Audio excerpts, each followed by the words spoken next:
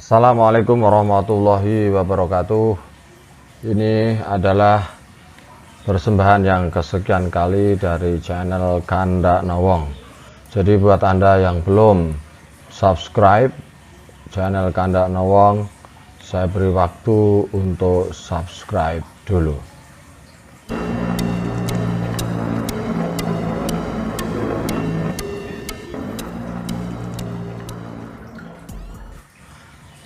Kali ini kita akan membahas mengenai apa itu tali wangke.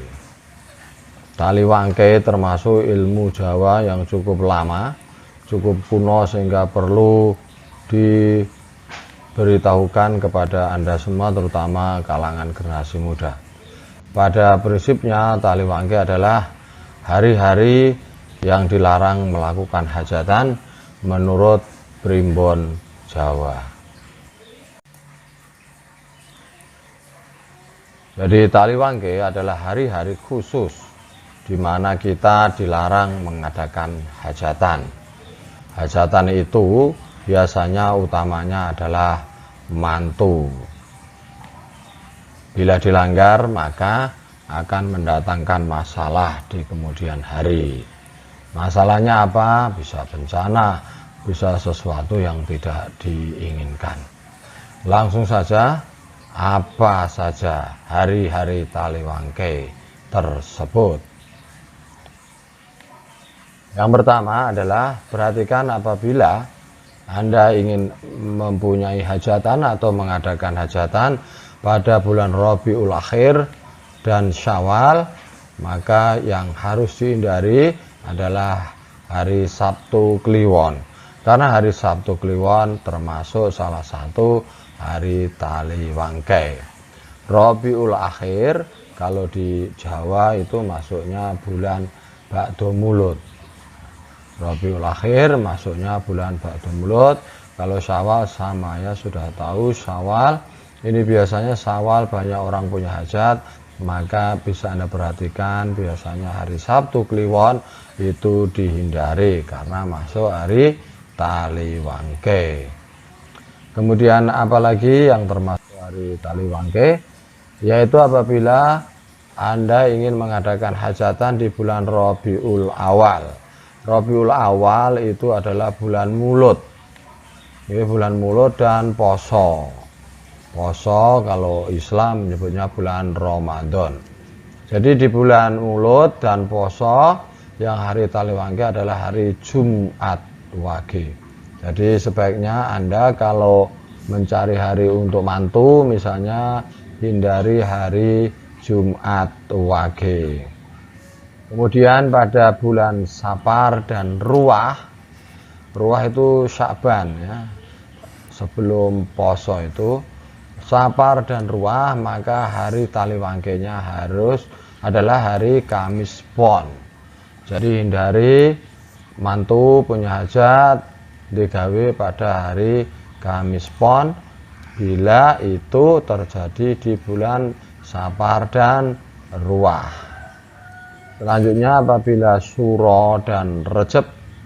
Suro biasanya tidak berani ya, orang Jawa sudah otomatis tidak berani, tapi ada juga yang berani. Suro dan Rejab itu hari tali wangkenya adalah hari Rabu Pahing.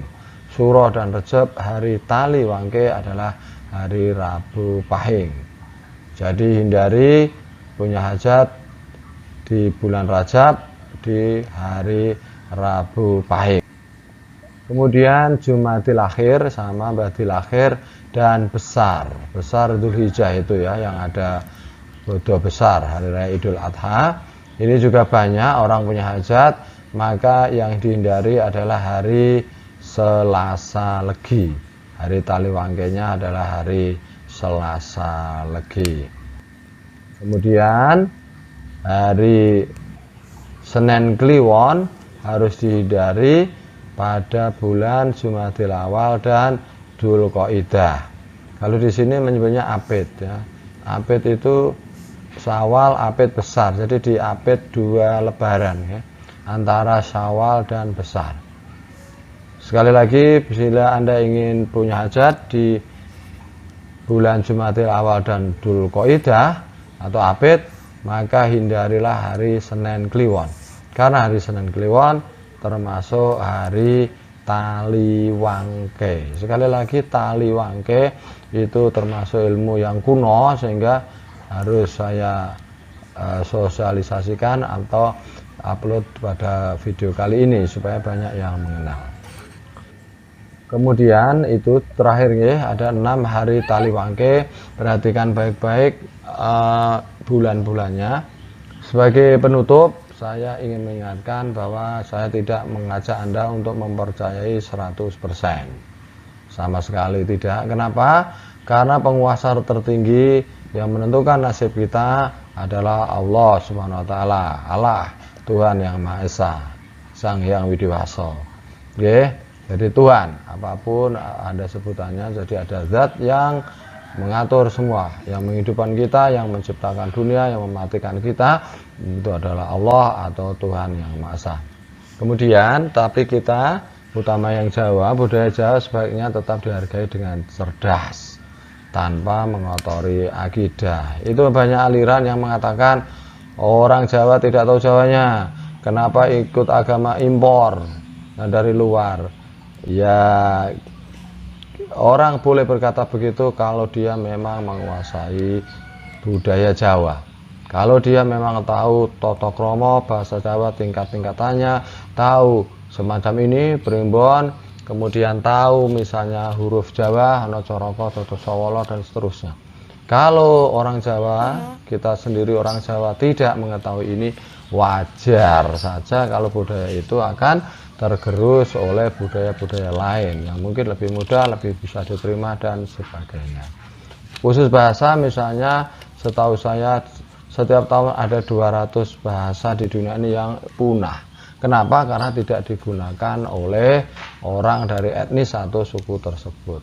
Nah, sekarang kita cek anak muda SMP SMA apa bisa menggunakan bahasa Jawa yang kromo. Nah, jadi itu kita memang menghargai, kemudian mempertahankan dengan cara menguasai ilmunya, menerapkan, dan tidak hanya berkoar-koar. Yang terakhir adalah kita hidup di negara kesatuan Republik Indonesia, maka toleransi, saling mengerti, memahami, cerdas, sopan, demi kerukunan bersama harus diutamakan. Demikian yang bisa kami sampaikan. Video yang hanya sekitar 8 menit ini semoga bermanfaat mengenai apa yang disebut dengan Taliwangke. Terima kasih sudah menyimak. Assalamualaikum warahmatullahi wabarakatuh.